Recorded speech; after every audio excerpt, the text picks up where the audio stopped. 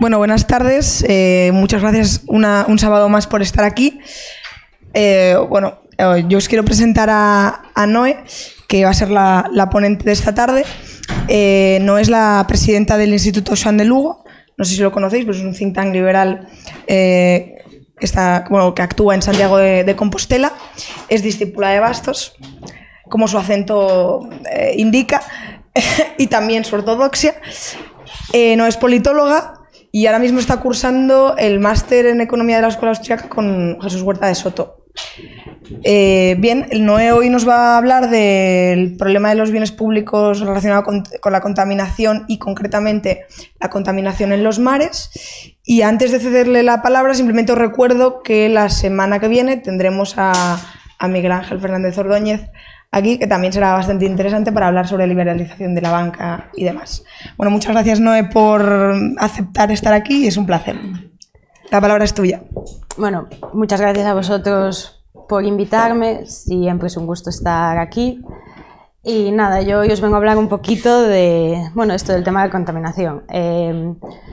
Los temas ecologistas en general son de creciente preocupación social. Está claro que en las últimas décadas cada vez la gente se preocupa más, los grupos de interés hacen más presión exigiendo según qué demandas en base a la preocupación pues, por el medio ambiente, por las especies animales, por la contaminación de los mares, el deshielo y un largo etcétera que podríamos englobar en esto, en el ecologismo, ¿no? Los movimientos ecologistas son muchos y muy diversos, van desde los más extremos, desde las teorías malthusianas que abogan por el fin de la raza humana, ¿no? Somos una molestia para el planeta y lo mejor que nos puede pasar es extinguirnos o por necesidad tener que volver al estado primario en el que vivíamos en cuevas, porque el mal mayor del mundo somos nosotros. Digamos que estos serían las teorías ecologistas más extremistas. La mayoría de la gente no es así, pero yo creo que sí, que en general la gente se preocupa por su entorno, porque es natural, igual que nos preocupamos por la propiedad por nuestra casa, por nuestro ordenador, por las cosas que nos sirven para trabajar o que nos hacen la vida más cómoda, pues también nos tendemos a preocupar necesariamente por el entorno. Ahora bien, está claro que la contaminación parece que cada vez es un problema mayor, que acarrea mayores consecuencias a todos los niveles. Hablamos otra vez, pues eso, desde el deshielo de los polos, que si la extinción de especies, que si la contaminación de los mares, el aire, la capa de ozono. Y normalmente estos problemas se atribuyen al mercado, es decir, al capitalismo salvaje, que lo único que hace en su búsqueda por una maximización del beneficio es no tener en cuenta los recursos que nos rodean, ¿no? Y que son necesarios para el mantenimiento y el sostenimiento de las sociedades. Y estas teorías económicas, estas teorías no surgen de la nada, obviamente. Vienen de algún sitio, no siempre han estado ahí, como nos explica Walter Block. Por ejemplo, antes se tenía otro tipo de consideración de la definición de los derechos de propiedad y la capacidad que tenía el mercado de eliminar este tipo de externalidades por sí mismo. En la década de 1830 en Gran Bretaña, un ama de casa podía denunciar a la fábrica que tenía al lado por contaminar su aire y por ensuciarle la colada. Podía llevar este hecho a un tribunal. Entonces se daba por hecho que ningún tipo de invasión a la propiedad ajena era correcta y siempre que se tuvieran los argumentos suficientes y se pudiera demostrar esa agresión, pues los tribunales podrían intervenir y así lo hacían, de hecho. Esta visión va cambiando a lo largo del tiempo y se basa principalmente en la idea de los fallos del mercado, ¿no? Que desarrollan muchos economistas como Samuelson o Pigou o otros tantos. Pero digamos que la visión de Samuelson se impuso bastante gracias a lo conocidos que fueron sus manuales de economía y él especialmente habla del tema de los bienes públicos y las externalidades, pero para entenderlo un poquito mejor podríamos decir que la teoría de los fallos de mercado se fundamenta principalmente en 4 fallos que le llaman la imperfección en la información, los problemas con la competencia, las externalidades y el problema de los bienes públicos. En palabras del profesor Bastos, lo que tratan es de justificar la intervención basándose en estos fallos e imperfecciones del mercado, con respecto a una suerte de modelo ideal, caracterizado por una situación de equilibrio, de información y competencia perfecta. ¿Qué pasa? Que el mundo real, como no se amolda a estas condiciones, los teóricos de los fallos de mercado achacan al mercado, a este mismo, una serie de disfunciones por las que el gobierno debe intervenir. Entonces, estos fallos de mercado podríamos decir que empiezan por el tema de la competencia. Entienden que la competencia puede llevar a situaciones de abuso en el mercado si no se le ponen frenos. Es decir, una empresa se puede hacer con un espectro del sector demasiado amplio y por lo tanto imponer al consumidor precios abusivos, ¿no? Bueno, la Escuela Austríaca de Economía difiere totalmente de este término de monopolio. Para la Escuela Austríaca de Economía, para la ortodoxia pura de la escuela, el único monopolio que puede ser realmente dañino es aquel impuesto por el Estado. Es decir, es cuando hay costes legales y de transacción impuestos por entes coactivos para la entrada en un sector. Para la escuela austríaca, si un monopolio surge, digamos, de manera natural en el mercado, como en un momento determinado puede ser considerado Microsoft como, ¿no?, una empresa monopolística del software o este tipo de situaciones, pues para nada es un ejemplo de un mal funcionamiento o un fallo de mercado, sino todo lo contrario. Es un ejemplo de que la eficiencia y la capacidad de esa empresa para dar respuesta a lo que los consumidores piden o demandan. Entonces, esta primera argumentación acerca de los fallos de mercado, que sería sobre el monopolio y los problemas que surgirían con la competencia o con la incapacidad de la competencia, podría muy fácil desmontarse y se puede muy fácil desmontar desde la perspectiva austríaca. Es tan fácil como eso. Si no hay problemas con la entrada a un mercado, si hay libertad total para que cualquier persona, cualquier empresa pueda entrar a competir en un sector, no existe problemas con un monopolio. Y si se da en algún sentido, es beneficioso para todos los consumidores, al contrario que no sería negativo para ninguno de ellos. Por ejemplo, el profesor Huerta nos explica también que en el sentido a veces en el que hablan este tipo de neoclásicos y este tipo de escuelas, pues monopolio podría ser cualquier cosa, porque si hablan de una definición de bienes iguales, ningún bien es absolutamente igual a otro. Coca-Cola tiene un monopolio en el sentido de que no es igual que Pepsi, pero en otro sentido compite con Pepsi y con todos el resto de refrescos en el mercado, pero tiene características específicas que obviamente como la diferencian de su competencia, en el sentido en que estos autores economistas hablan de los bienes, estos serían objetivizables, serían iguales y eso, como vemos, tampoco se da en el mundo real. No hay dos bienes exactamente iguales, todos tienen unas características que lo hacen particulares. Mismamente la marca hace que un bien difiera del otro, incluso con una botella de agua hace que una marca de la otra, aunque sea simplemente agua mineral natural, difiera el producto uno de otro. En ese sentido, por lo tanto, según su definición, podríamos considerar un monopolio cualquier tipo de bien. Las externalidades. Bueno, es otra de las grandes justificaciones para la intervención estatal, una de las favoritas de los estatistas, porque es muy fácil sacar el monto grande de ahí, ¿no? ¿Por qué? Porque las externalidades, Óscar Rodríguez Carrigo en su tesis sobre la política industrial dice que se definen como spillovers que aparecen en la producción y el consumo de bienes y servicios, pero por los que no se paga una compensación adecuada. Una externalidad existe cuando una transacción económica confiere beneficios o costes a una tercera parte distinta del comprador o el vendedor.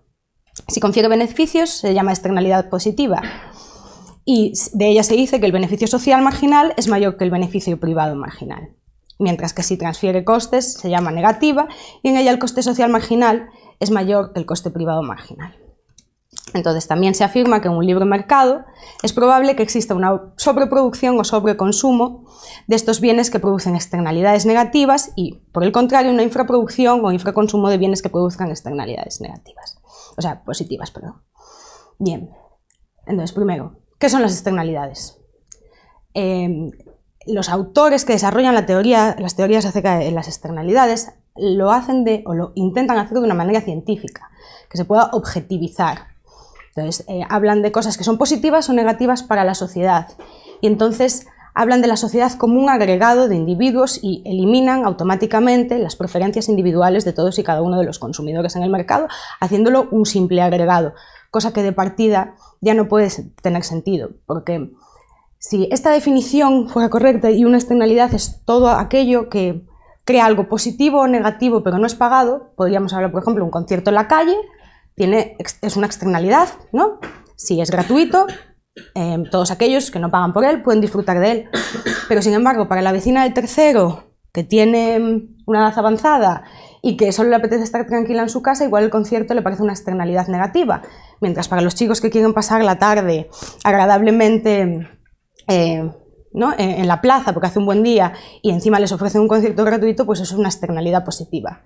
Entonces, si no somos capaces siquiera de definir de manera objetiva qué es una externalidad positiva o negativa, ¿cómo podemos intervenir a las empresas y al mercado en base a un supuesto ficticio y que es imposible de palpar y desde luego de plasmar de manera, como quieren ellos, mínimamente científica? No se nos da esa posibilidad, porque es una incorrecta definición, porque en ese sentido cualquier tipo de bien, cualquier tipo de acción humana conlleva externalidades, todas, absolutamente todas, positivas o negativas para unos o para otros. Hoppe nos explica, por ejemplo, cómo un perfume, tú te echas un perfume y te subes al bus y la gente que lo huele, pues si hueles bien, pues es una externalidad positiva, ¿no? De igual manera, si tu si tu vecino toca un concierto de Bach y tú eres un amante de la música clásica, pues será una externalidad muy positiva para ti. Sin embargo, si tienes un problema con los olores o con la música clásica, pues ninguna de esas cosas podrá beneficiarte en ninguno de los sentidos y entonces para ti será una externalidad negativa. Pero si entonces caemos en que es algo completamente subjetivo y que depende solo y exclusivamente de la apreciación individual y las preferencias de cada individuo, ¿cómo se pueden establecer principios científicos, económicos, que se pretendan hacer objetivos y absolutos en base a estos presupuestos que carecen absolutamente de una base porque son totalmente endebles y fallan en sus propias definiciones? Bien, y pasaríamos al tercero de los que denominan fallos de mercado, y esta es la información imperfecta. Dicen que partiendo de una idea de que la información en el mercado debe ser perfecta, los partidarios de la regulación estatal afirman que para evitar los abusos por parte de los actores más informados o más expertos es necesario el establecimiento de distintas normas, estándares de calidad, licencia, controles de precios, etcétera, etcétera, ¿no?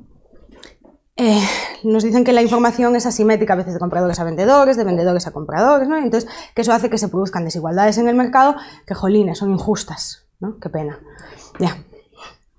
Pero en realidad parten de la idea de que la información puede ser perfecta cuando es, desde el punto de vista austríaco, algo absolutamente ridículo, porque la información no es algo estático. Esta visión solo se puede entender desde una perspectiva completamente estática de la economía, de la información y del individuo en acción. Es decir, la información es algo que se está generando cada segundo, que es un proceso constante de creación, de compartir, de coordinación, de cambio.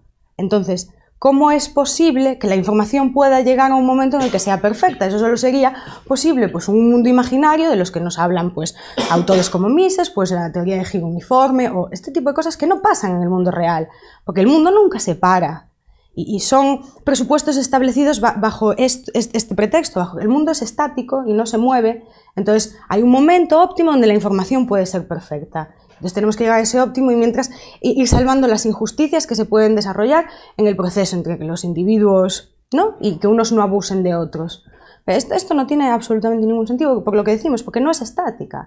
La información nunca va a ser perfecta y la información es algo que está disperso en la mente de todos los individuos, como muy bien nos explica el profesor Jesús Huerta de Soto en su libro Socialismo, Cálculo Económico y Función Empresarial.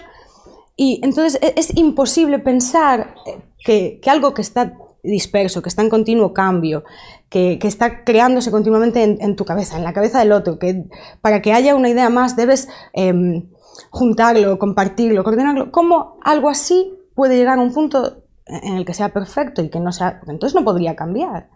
Tendríamos que estar...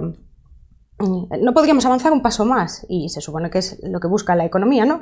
El seguir, bueno, buscando nuestros fines para mejorar una situación, pues, de una situación menos agradable a una situación más agradable en cualquiera de los sentidos posibles en los que Mises nos habla de la acción humana.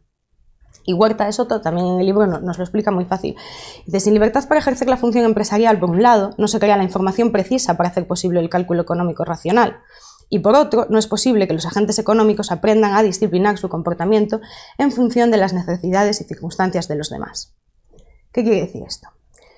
Que el problema con la información va más allá. Es decir, vale, aceptando que nunca va a ser perfecta, que es imperfecta, que está dispersa, que es cambiante y todas estas cosas que decimos, ¿cuál es la mejor forma, ¿no?, de gestionar esta información? Y ellos llegan a la teoría de que lo mejor es un ente controlador que eso, pues establezca según qué normas, porque él es de alguna manera capaz de recoger toda la información que se genera constantemente en todos los individuos y tomar la decisión más correcta, cuando es imposible. Porque la única manera en la que se genera la información es llevando a cabo y pudiendo actuar de manera libre en el mercado a través de la función empresarial, esto es, diciéndole a los demás, a todos los individuos que hay a nuestro alrededor, lo que queremos a través de las decisiones que tomamos, a través del establecimiento de nuestros fines y de los medios que vamos decidiendo tomar y adquirir para conseguirlos. Y es la manera en la que nosotros les damos la información a los demás que necesitan para que ellos también puedan actuar en base a eso. Le damos la información a las empresas, que son aquellas que gestionan, en principio, los recursos escasos, y si la información es incorrecta, ellos nunca van a saber cómo actuar de manera correcta ante las necesidades del mercado. Si hay un ente interventor que se cree con la capacidad de decidir por todos, porque lo más importante con el tema de la información es que nos olvidamos de que el Estado son individuos, son personas como nosotros, organizadas, y que de repente tienen la capacidad de eliminar tu poder de decisión y decidir ellos por todos nosotros. En un compendio esto de la información imperfecta, porque resulta que siendo igual de personas que nosotros y sin más capacidades extraordinarias no son X-Men ni nada parecido, pero sí tienen la capacidad, al contrario que nosotros, de recoger toda la información necesaria para una buena gestión de todas nuestras vidas. Cuando además, como decíamos, fines y medios son distintos en cada individuo y de esta manera lo único que hacen es podernos imponer sus propios fines y sus propios medios a través de la excusa de la información. Y de que esta es injusta contra nosotros mismos. Y como dice el profesor Huerta de Soto, la única manera de dejar en realidad que la información haga o funcione de la mejor manera posible en sociedad es dejando ejercer la función empresarial de manera libre a los individuos en un mercado definido por los derechos de propiedad privada, en el que cada uno pueda decidir sin que nadie decida por sí mismo. Y la información fluirá, nunca va a ser perfecta, entonces se escapa muchísimo de estos estándares que marcan estas teorías económicas, ¿no? Y por último, y no menos importante, sino que en este caso además es el que más nos atañe, sería el fallo del mercado que achacan y que llaman los bienes públicos. Para autores como, por ejemplo, Samuelson, existen dos tipos, se pueden diferenciar dos tipos de bienes, los bienes propiamente privados y los bienes públicos, que tienen dos características especiales. Esto es la no competitividad y la no excluibilidad o no rivalidad. Lo que viene a decir es que porque tú hagas uso de este bien no puedes excluir a otro de su uso, o porque una persona no pague ese bien no se le puede excluir tampoco, y que no hay competencia en el sentido de que uno consuma el bien no hace que otro tenga que consumir menos de ese bien. Podemos ver como ejemplo de nuevo la banda de música en la calle o un espectáculo de fuegos artificiales. Pero precisamente si este tipo de ejemplos nos sirven, ¿cómo se puede hacer una correcta definición de los bienes públicos? En base a esta teoría de los bienes públicos, el Estado controla y mete mano en cosas como pues, la definición de los derechos de contaminación para las empresas, o la definición de la propiedad en las playas, los mares. No es todo de propiedad pública o incluso de propiedad, como se dice, de nadie. ¿De quién es el mar? Aguas internacionales. Entonces caen en este tema de los bienes públicos, pero volvemos a lo mismo. Si decíamos que lo que intentan es llevar a cabo la resolución de una teoría objetiva cerca de lo cientificista, intentando aportar esas ideas que tiene la ciencia natural, atrayéndolas a las ciencias sociales, que todo es medible y la economía es algo fácil, objetivo, y entonces se pueden encasillar aquí bienes públicos y aquí bienes privados. ¿Cómo entonces es posible que un bien pueda cumplir las dos características a la vez? ¿O pueda ser a la vez un bien público y un bien privado? ¿Cómo es posible? Yo no lo entiendo. Por ejemplo, con el tema de los mares, hablaremos más adelante concretamente del problema de la contaminación, pero decimos, el agua es de todos. Tenemos esa idea de que el agua es un bien público, ¿no?, compartido por todos, y que sería muy difícil definir los derechos de propiedad sobre el agua por sus características especiales, porque es algo que fluye, porque bueno, las infraestructuras necesarias igual para hacer llegar el agua a las casas y todo esto son difíciles, costosas, etc. Pero si en realidad nos paramos a mirar un momento, tenemos ya casos en la que el agua es un bien privado. Los manantiales privados que producen agua para que consumamos son privados y no caen en problemas de contaminación. Los manantiales privados donde vais, si alguna vez fuisteis a algún balneario, esos manantiales son privados y están en impecables condiciones, no vais a tener un problema, no os encontraréis suciedades ni cosas semejantes. O los lagos que hay privados en Estados Unidos para la pesca ni tienen problemas con el número de peces que hay, ni con la contaminación, ni con la sobreexplotación, ni con todos esos problemas. Entonces, ¿cómo es posible que si hay una definición tan clara entre bienes públicos y privados y no pueden ser excluyentes, no rivales, no competitivos, como de repente esa definición tan clara se vuelve tan laxa, tan insignificante? Y podemos ver como un montón de tipos de bienes pueden ser tanto públicos como privados. Porque además, si nos basamos en esta definición para decir que el Estado debe regular, ¿no?, este tipo de bienes y poseerlos por el bien de todos, entonces, vale, vamos a analizar cualquier tipo de bien privado que consideremos privado desde esta base. Por ejemplo, como nos dice Hoppe, el perfume. Como el perfume en ningún sentido es un bien privado, porque siempre que te lo pongas vas a provocar una externalidad positiva que haga que eso a los que llaman free riders, ¿no?, que no pagan por ese perfume pero puedan consumir y disfrutar de sus beneficios, cumple las características. Entonces, ¿qué hacemos? ¿Que el Estado produzca los perfumes? ¿Que nos diga él qué tipo de colonia y cuánta, no sé? Si vale para un bien, tendrá que valer absolutamente para todos. O, por ejemplo, una persona que de repente remodela la fachada de su casa y la deja preciosa, está creando una externalidad positiva para su barrio, dejando el barrio más bonito, etcétera, etcétera. Tienen que los vecinos, en tal caso, pagar o, no sé, son unos free riders porque no se hagan cargo del coste que le conllevó a su vecino poner bien su casa. No creo, ¿no? Todos podemos entender que no tiene mucho sentido, entonces, esa definición de bienes públicos y privados. Y si no tiene mucho sentido esa definición de entre bienes públicos y privados, si podemos decir que todos los bienes pueden en un determinado momento poseer este tipo de circunstancias, o no todos, pero sí una gran mayoría, por lo menos, ¿no? Incluso la ropa, algo tan sencillo como la ropa, pues que tú te pongas una bolsa de basura, pues igual a la gente le hace sentirse más agresiva si vas por la calle que si vas vestido normal, ¿no? Pues también crea, cualquier actividad humana, cualquier acción crea externalidades siempre, positivas o negativas, y ahí, el hecho de que digan que la existencia de los free riders o que no se puede excluir a gente que va a disfrutar de ese bien o de los beneficios de ese bien sin pagarlo, también es absurdo, porque eso en principio no es un problema siempre que el mercado sepa solucionarlo de la debida manera. Además, hay un problema mucho más intrínseco, que además esto es un debate también entre liberales, ¿no?, que es si los bienes es una cuestión objetiva o subjetiva.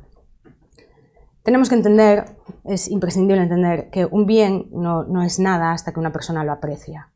Que las cosas no son en absoluto lo mismo para unos que para otros. Y que si partimos ya de la base de que la propia palabra bien no puede definirse de manera objetiva, mucho menos le podemos poner apellidos e intentar que estos también sean definidos de manera objetiva. O sea, es que es imposible. Y lo vemos con cualquier cosa. Un regalo que te hace tu pareja cuando os vais de luna de miel y te mete arena en un frasco, igual te hace toda la ilusión del mundo y tu padre cuando lo ve no se da cuenta y lo tira porque para él es basura. Los bienes tienen una apreciación completamente subjetiva. Que podamos compartir muchas de esas veces en sociedad ese tipo de apreciaciones o que apreciemos cosas iguales no significa que se puedan objetivizar. De hecho, podemos verlo a través de la historia como muchas de las cosas que eran consideradas de menos valor o tal, pues pueden ir evolucionando y pueden ir cambiando, como muchos materiales o recursos naturales que había, que hasta que se descubrió que se podían hacer cosas con ellas, pues no valían nada más que estaban ahí en el mundo sin darles más uso. Por lo tanto, es imprescindible entender estas dos partes de los bienes públicos, porque caen en el error de definir ya mal el concepto de bien y después vuelven a caer en el error de esta mala definición, creer que además se puede definir un bien público y un bien privado en base a estas dos características que, como podéis ver con casi cualquier ejemplo, son muy diluibles y en muchos, demasiados ejemplos, se podría decir que un bien que es considerado a día de hoy público, o sea, privado, es público. Entonces, ¿qué hacemos? ¿Le damos la mano al Estado para que intervenga en todos aquellos bienes que cumplen estas dos características? Porque son un gran porcentaje. Y esto es lo que nos dice esta teoría, cosa que tendríamos que tener bastante en cuenta, creo. Bien, pues cierro el tema de los fallos de mercado para intentar explicar ahora, un poco más adelante, la contaminación de los mares, ¿no? Pero creo que también es importante tener en cuenta una reflexión que llevó a cabo Garrett Hardin, o que probablemente se le conozca más a él por el nombre que le dio, que le llamó la tragedia de los comunes, ¿no? Garrett Hardin era un hombre de tendencias bastante malthusianas que creía que la humanidad era un problema para la Tierra, ¿no? Pero a pesar de que tenía ideas equivocadas, alguna también podía estar correcta, y la idea de la tragedia de los comunes a mí personalmente me parece muy, muy interesante. Él pone como ejemplo un pasto de vacas que no es de nadie y es de todos. Entonces, pues distintos propietarios de ovejas, pastores y tal, van a llevar allí a su rebaño. ¿Qué pasa? Que como no es de nadie, cada uno en su utilidad marginal le acaba compensando, pues ir ascendiendo el rebaño, ¿no? Porque puede hacer uso del recurso sin tener que pagar, sin tener que acarrear con sus gastos y con sus costes, y por lo tanto no tiene que valorar así la tal. ¿Qué pasaría con este tipo de pastos? Nos dice Garrett Hardin. Pues que acabaría por no haber pasto. Y él dice que esta es la tragedia de los comunes, la tragedia de la humanidad, de que no somos capaces y conscientes de ver lo que las cosas valen o los recursos naturales valen, ¿no? Y que al compartirlos y no solo nos preocupamos por explotarlo, sin preocuparnos por mantenerlo. Bien, la idea no está del todo, o sea, la idea está bien, la idea de Hardin no se equivoca. El problema es que él no se da cuenta de que el punto importante subyace en los incentivos. Es decir, los incentivos que no tienen estos pastores para cuidar de ese prado. Entonces volvemos que es un problema exclusivamente de una ausencia de incentivos y una mala definición de los derechos de propiedad privada. Eso no le pasa a un pastor que tiene su campito, eso no le pasa a mi abuela que tiene sus gallinas. Mi abuela va a cuidar de sus gallinas todo el tiempo que pueda porque tiene que, pues no quiere que se mueran, porque quiere que le sigan dando huevos. Es muy fácil de ver, cuando hablamos, por ejemplo, de los mares y de la sobreexplotación de las especies marinas, ¿por qué no vemos ese problema en las piscifactorías? Producen peces, ¿no? Pero yo no las veo quejándose porque no hay material, porque están extinguiéndose allí los peces, ¿no? Porque como son capaces de llevar a cabo un correcto cálculo económico, son capaces, por los incentivos que les da esa definición de los derechos de propiedad, porque es algo suyo y porque en ello le van los costes, pues son capaces de ver que la única manera de aprovechar los beneficios que esos recursos les pueden dar es siendo responsables con esos recursos y no destrozándolo todo. Pero esta no es la idea que se tiene, porque la idea que se tiene es que el capitalismo es un sistema, ¿no? Que lo único que busca es la maximización total de los beneficios y que por lo último que se preocupa es por los recursos naturales. Cuando la realidad es absolutamente toda la contraria. El capitalismo es el único sistema capaz de preocuparse por los recursos naturales, porque es el único sistema que, además de decirnos que los recursos naturales son escasos, es el único que es capaz de destinar aquellos recursos escasos a los fines, a los productos y a los servicios que realmente los consumidores, que somos todos nosotros, quieren y demandan. Es el único capaz de gestionar de la manera más eficiente posible, y no eficiente en términos de maximizo y sin lo que mejorar a uno sin hacer quedar mal al otro. Eso es absurdo. La eficiencia planteada en términos de se mejora a otros sin empeorar a los demás es absurdo, porque volvemos a ideas totalmente objetivas de lo que es mejorar, de lo que es empeorar, de lo que es un beneficio, de lo que es una pérdida. Si yo soy una persona envidiosa, que vosotros dos hagáis un trato aquí ahora, me puede poner muy envidiosa y eso puede ser un coste o algo para mí. No significa que eso sea posiblemente objetivizable en ninguno de los casos. Entonces, creo que es muy importante entender que mientras cualquier tipo de recursos esté en manos de gente, como en este caso es el Estado, que no necesita llevar a cabo un correcto cálculo económico porque ni se juegan su capital, ni requieren llevar a cabo los costes específicos, y mucho peor, no necesitan siquiera pensar en lo que quiere el consumidor, porque son capaces, a través de la fuerza coactiva, de imponer ellos mismos sus propios fines y sus propios medios, sus ideas subjetivas de lo que ellos aprecian como bienes o lo que aprecian como recursos y lo que aprecian como algo importante. Te dicen que, claro, el I+D crea externalidades positivas, entonces hay que subvencionarlo, y la contaminación o las grandes fábricas, externalidades negativas porque contaminan, entonces hay que ponerles a impuestos y muchas regulaciones. Pero es que es una apreciación totalmente subjetiva. Para una persona, como mi queridísimo profesor Bastos, pues los grandes avances tecnológicos no son precisamente para él una externalidad positiva, y nadie más que él está capacitado para juzgar eso. Entonces, por otra parte, nadie puede tener la capacidad de juzgarlo por él, y utilizando además su propiedad y después imponiéndole este tipo de bienes, como podemos ver con la seguridad nacional, que sería otro de los bienes tratado como un bien público, y que te guste o no, lo tienes que consumir. Es decir, ya no se trata de que además puedas no hacer uso de ese bien a pesar de tener que pagarlo o acarrear con sus costes, sino como puede ser en el caso del mantenimiento de todas las playas de toda la costa, ¿no? Que nosotros, todos los españoles, todo el que tributa, pues paga el mantenimiento de esas costas, aunque nunca visite una playa en su vida. No, pero hay otros que además te obligan a utilizarlos porque no te queda otra alternativa. Si entonces hacemos un cómputo de todas estas ideas, lo que podemos ver que tienen en común un poco, ¿no?, es que todas ellas van contra los derechos de propiedad y sobre todo contra la idea de que el mercado, el individuo, funciona de manera subjetiva, que las apreciaciones son totalmente subjetivas, y que intentar establecer un mercado ideal partiendo de ideas como eso, la competencia perfecta y la perfección en la información, todo esto, lo único que hacen es crear un Shambhala que no existe, que solo está en videojuegos, que no se puede dar en el mundo real.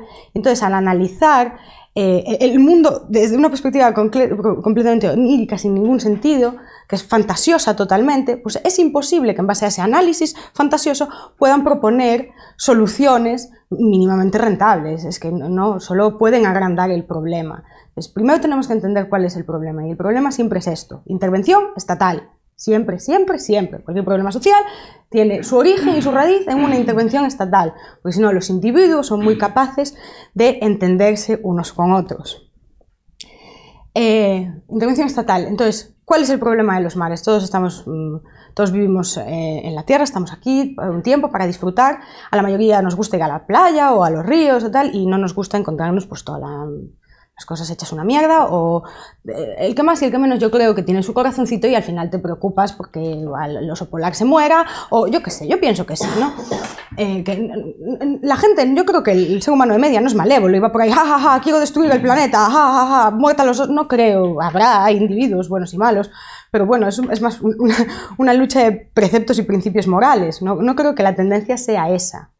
¿Qué pasa entonces? ¿Por qué las empresas contaminan? Porque lo que está claro es que sí hay un problema real, ¿no? Ser negacionistas no vale de nada. Decir que no, que el mercado no hace nada, que la contaminación es un invento y que no, tampoco es absurdo. Porque somos muy eficientes al poder ver que si mi vecino me tira el cubo de basura a mi patio, rápido sé decir yo, oye, me estás ensuciando mi propiedad, ¿no? Esto no lo puedes hacer. Pero en otros términos lo entendemos de manera mucho más abstracta, como con el tema de los mares o de las playas, ¿no? El mar es de todos, la playa es de todos, tenemos que cuidar de ellos, pero es que la gente no cuida por altruismo las cosas, la cuida porque hay propiedad, porque las posee. Entonces te interesa cuidarlas.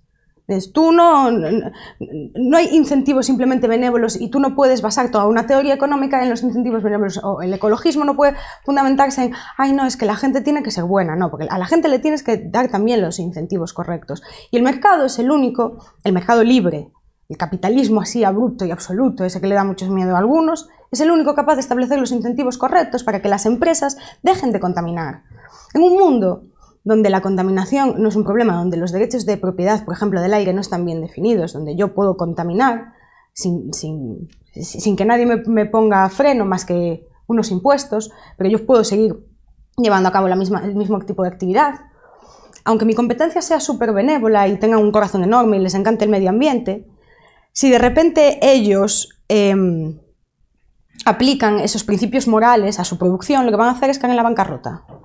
Porque si los incentivos que determina la ley son para violar la propiedad privada, para no hacerse cargo de ella, para no establecer los requisitos o los métodos necesarios para una descontaminación del aire antes de salir de una parcela, o un largo etcétera, entonces es absolutamente imposible que el mercado tienda por pura moral hacia ahí, porque los que lo hagan van a caer en la bancarrota, van a perder, porque van a partir con deficiencias en el sentido de que sus competidores tienen más facilidades porque el mercado no tiene los incentivos bien definidos, como en el caso de la tragedia de los comunes que nos explicaba Harding. Entonces, cuando hay una buena definición de los incentivos, cuando el mercado expone los incentivos correctos, y esto es a través de la propiedad privada, es muchísimo más fácil que cualquier tipo de recurso natural, escaso, se conserve de la mejor manera posible o se utilice de la mejor manera posible. Porque, a ver, tampoco no somos negacionistas, pero yo no creo que la mayoría de la gente quiera volver a la Edad Media o a las cuevas para no hacer más uso del oxígeno de la Tierra. O para que no haya más polución. Creo que lo que intentamos todos es ser un poco responsables con nuestro medio, ¿no? Y decir, vamos a intentar seguir viviendo bien y tener la posibilidad. Yo prefiero desplazarme en coche que en caballo, gracias, y esas cosas, pero bueno, vamos a intentar hacerlo de la mejor manera posible para vivir más tiempo aquí. Igual que hacemos con nuestra casa o con nuestro teléfono, conservar las cosas lo mejor posible, ¿no? Para que nos dure un largo espacio de tiempo. Cuanto más laxo, mejor, más largo. Entonces, si realmente nos preocupa y si realmente nos preocupa como os preocupa como a mí el tema de la contaminación de los mares, podemos ver como la única solución no pasa por tratados, ni que si el tratado de Kioto, que antes me comentaban el de París, que si acuerdos, que si... Nada de eso va a solucionar el problema de base, porque es como si le dices al ladrón que, bueno, pues que cuando robe le vas a poner un impuesto sobre el robo. Es que es absurdo de base el sentido que tiene. Cuando hay una agresión sobre la propiedad de otro, esa agresión debe ser parada y ya está. Y la ley lo que tiene que hacer, o la justicia, está precisamente para evitar esas agresiones a la propiedad de otros. En el caso del mar es que no hay propiedad. Es decir, en el caso de los mares, entendido eso tal, podemos entender las playas hasta X millas de la costa, sí, como propiedad de los estados, pero también es propiedad pública, y después los mares internacionales son eso mismo, ¿no? Internacionales y carecen de tal. Precisamente por eso en el medio del mar hay una isla de basura que, bueno, es muy difícil determinar la veracidad sobre los datos que dan de ella, pero sí que dice que noticias dicen que es tan grande como Texas, algunas noticias incluso, o sea... Es muy grande, una isla de basura muy, muy grande en el medio del océano. ¿Por qué? Porque el océano no es de nadie. Porque si fuera vuestra casa, ¿qué no dejaríais que esa isla de basura estuviera ahí en el medio? No. Entonces, si hubiera una buena definición de los derechos de propiedad también en el mar, también en el agua, igual que lo hay con los manantiales, o como hablábamos antes de los balnearios, o incluso lo podemos ver en mi tierra, una tierra muy bonita, Galicia. Hay casos particulares como las marisqueiras o incluso el caso de las bateas. Las bateas son unas estructuras de madera con redes que van al fondo y que allí se producen, pues, por ejemplo, se da el mejillón. Las bateas son de propiedad privada desde hace décadas en Galicia, yo creo que nunca fueron estatalizadas. Y dan muchísima riqueza y muchísimos millones a sus propietarios y también a la costa gallega. Y aunque se puede hablar de la extinción o el peligro de extinción de otras especies, nunca se mencionan las especies precisamente que se producen en las bateas privadas. Porque esos dueños tienen los incentivos correctos para no expoliar y exfoliar cada año la producción, para dejar que vuelvan a crecer, porque si no el año que viene no van a tener de qué comer. Sin embargo, si soy yo y me voy a la ría gallega y veo unos percebes ahí puestos y los arranco, voy a arrancármelos todos porque no es mío y no tengo la necesidad de preocuparme de qué va a pasar el año que viene y de dónde voy a adquirir mis riquezas a posteriori. Y por lo tanto, de cuidar esa propiedad, porque sí, todos los recursos son escasos y precisamente por eso tenemos que entender que la mejor manera de cuidar esos recursos escasos es dándoles propiedad, porque lo que es de todos no es de nadie, y al no ser de nadie, precisamente, nadie lo cuida. Y así estamos con el tema de los mares, y lo podemos ver, exacto. No, es que ¿cómo podríamos definir los derechos de propiedad del agua? Pues también se planteó eso en su momento con los derechos de propiedad de la tierra, ¿no? El aparcelamiento fue una invención del ser humano, como tantos otros, que hoy lo damos por tan hecho como el fuego, pero estuvo ahí. Hubo un momento donde no estaba y se inventó. Y con el mar, exactamente lo mismo.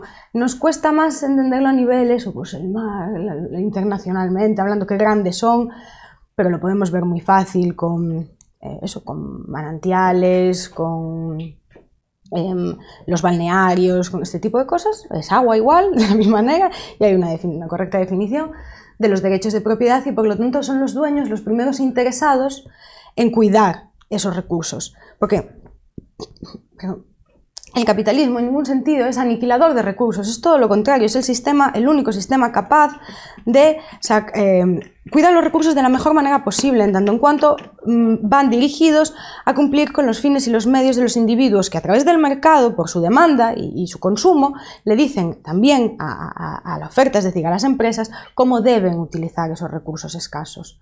Y todos y cada uno, los individuos, empresarios o no, desde luego tenemos derecho a que no se violen nuestros derechos, o sea, nuestra propiedad privada.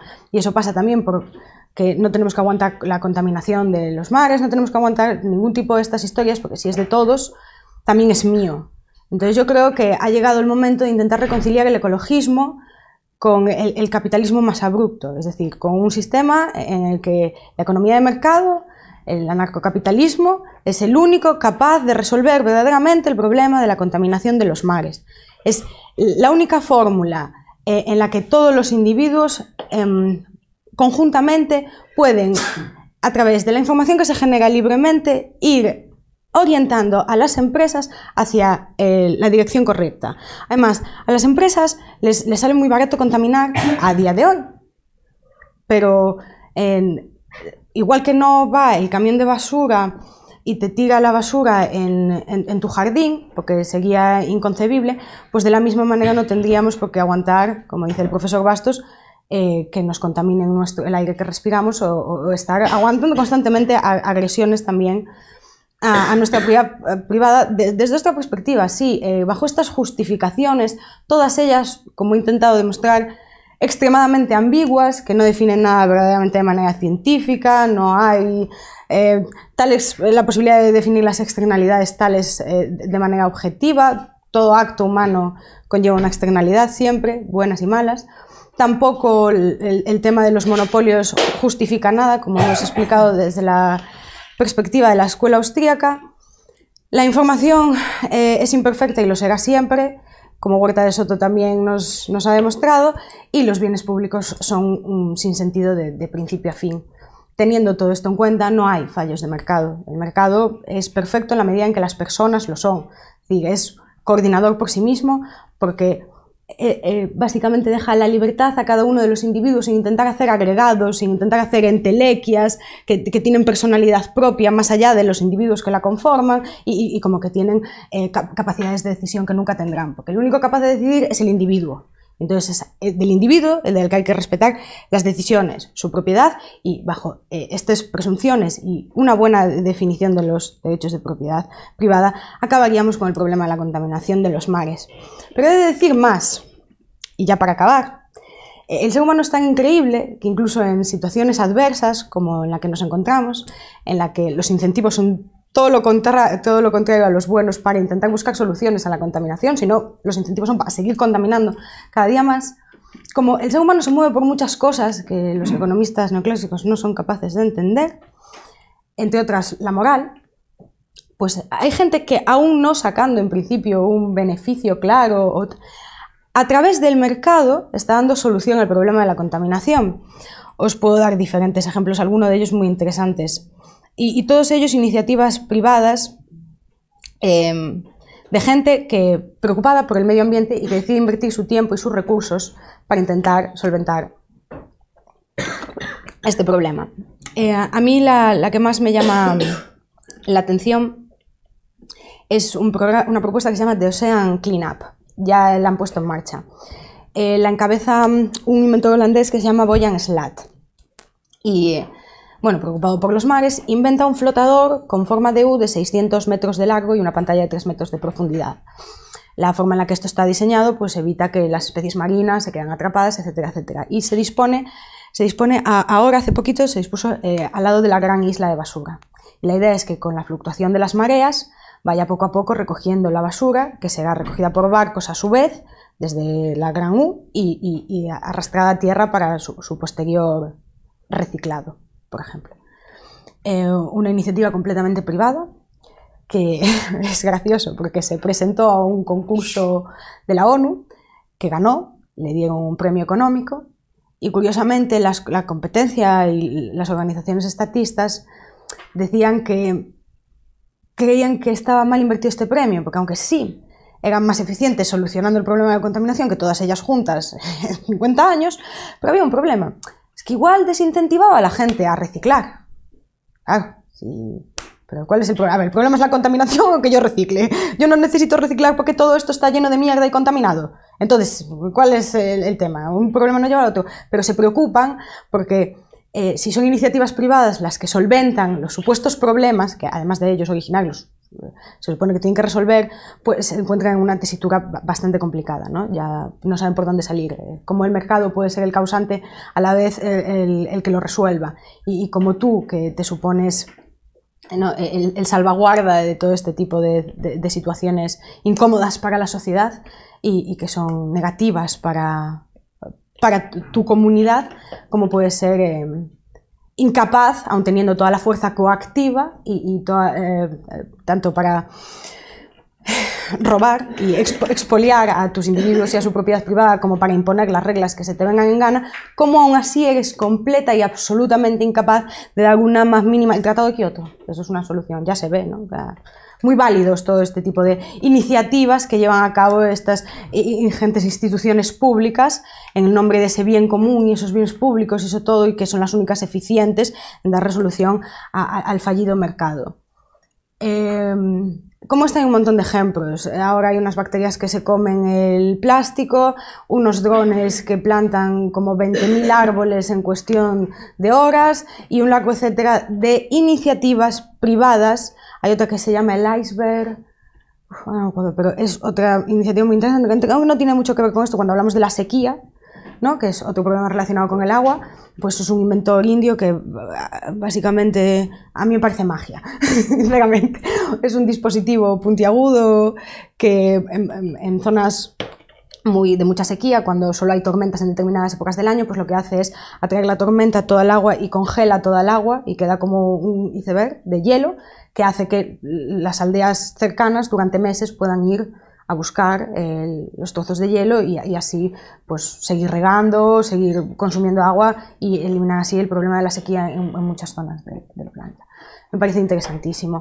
Me parece interesantísimo cómo podemos ver que el ser humano es el único capaz de dar resolución a todos los problemas, y aún con los incentivos incorrectos y con el Estado ahí dándonos por el saquito bien y poniendo un montón de regulaciones sin sentido y considerándose con la capacidad de ser juez, jurado y ejecutor, aún así seguimos salvando.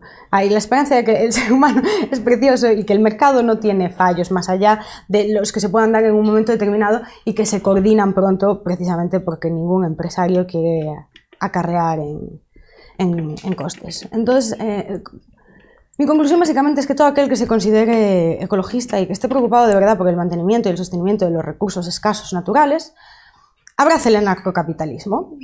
Es la única solución viable y no sé, es la que yo os he intentado explicar y proponer en esta conferencia, que espero que os haya gustado, que la escuela austríaca, partiendo de una visión muy subjetiva de la economía,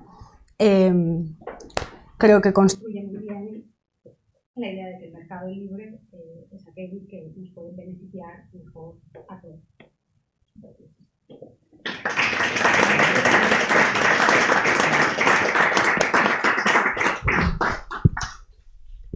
Bueno, si alguien tiene alguna pregunta, iré pasando el micro. Bueno, tenemos por aquí. Pues muchas gracias por la charla, muy interesante el nuevo enfoque, la verdad. Yo quería volver al tema de la parcelación del mar, digamos, de las aguas internacionales como posible solución a la contaminación. De entrada me parece un poco problemático, sobre todo porque no le he dado la pensada, pero por eso pregunto, ¿de qué manera eso se podría hacer? ¿Cómo se puede parcelar el mar? ¿Qué entidad o de qué manera se puede determinar qué es de quién? ¿Quién puede verificar que esto es de quién? Porque, por ejemplo, en la Tierra se me ocurre, pongamos en la época medieval, que habría algún matón de turno, sea el Estado, sea alguna institución, que diga, bueno, esta es mi tierra y yo te dejo que te la quedes. Pero en el mar se me hace un poco más complicado encontrar esa figura de matón. Entonces, ¿de qué manera se podría implementar eso? A ver, una pregunta muy interesante y probablemente algo que no llegué a puntualizar bien.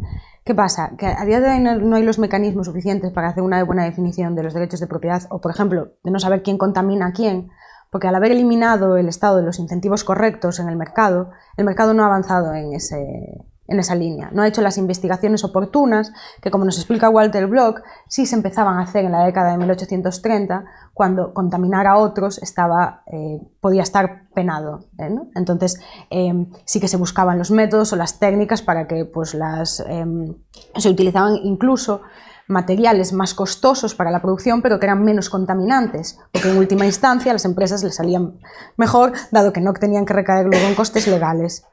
El problema es el de siempre. La economía, yo pienso imposible, los planificadores sociales son absurdos, no tienen más valor que una pitonisa con una bola. Porque precisamente lo que es precioso del ser humano es su capacidad creativa. Lo podemos ver con el tema de los taxis. No creo que nadie hace unos años se planteara la explosión que ha habido con las compañías, ¿no?, de transporte, BlaBlaCar, Uber, Cabify, todo lo que te puedas imaginar, porque había un problema en el mercado, pero bueno, todos lo dábamos por asumido y nadie pensaba que pudieran las cosas cambiar así de un día para otro.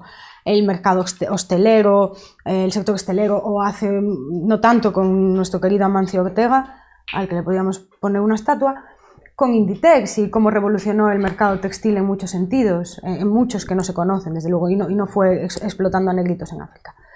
Entonces, la única manera de que yo te pueda dar respuesta a eso es liberar el mercado, porque entonces él buscará los incentivos correctos y buscará la forma de definirlos. Si tú mañana les empiezas a decir a las empresas que su contaminación va a poder ser penada, que si un vecino puede demostrar que es ella la que está contaminándolo y afectando a sus pulmones, pues esas empresas empezarán a cuidarse, igual que el mercado empezará a disponer o investigar para buscar los medios para que tanto la vecina pueda tener el aparatito que determine en qué momento, pues igual que los radares, que determinan la velocidad que pasa cada coche, pues el mercado, si hiciera falta, si hay una demanda de algo, no hay problema, porque la creatividad empresarial y la función empresarial de los individuos responde ante esas demandas. Entonces, a lo que me refiero con lo de la parcelación es que en su momento también se veía difícil la definición muchas veces de los derechos de propiedad en la propia tierra, y no siempre tiene que ser propiedad privada exclusiva de un individuo. En Galicia los montes comunales están a la orden del día y sigue siendo una definición correcta de los derechos de propiedad, pero no es de todos y por lo tanto de nadie. Pero yo tengo claro que si la legislación cambiara y nos acercáramos más a esas legislaciones de 1830, poco a poco y más pronto que tarde, en un intervalo para nosotros corto de tiempo, unos años, pues sería el propio mercado el que daría respuesta con los mecanismos necesarios, con el arbitrio necesario para resolver tanto cómo hacerlo bien y cómo no agredir la propiedad ajena de los demás.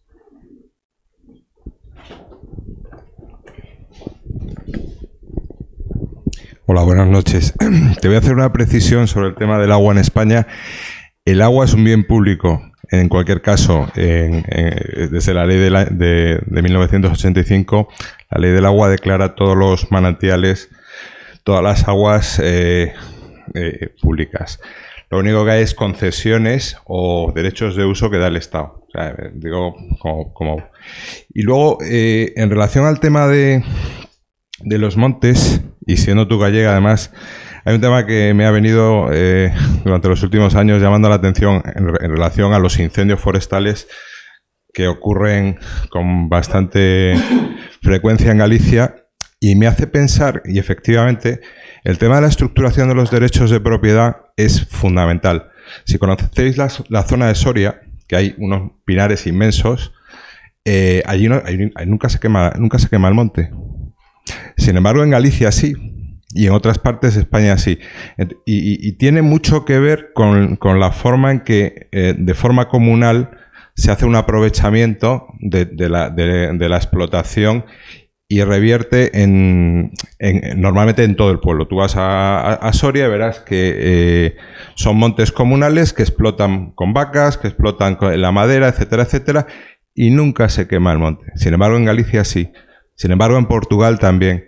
Es curioso porque es un tema que le he venido dando vueltas en los últimos años y al final llego a la conclusión de que tiene que ver, está muy relacionado efectivamente con la estructuración de los derechos de propiedad y el cómo se crean los incentivos para que no ocurran, en este caso, externalidades negativas como puede ser un incendio forestal.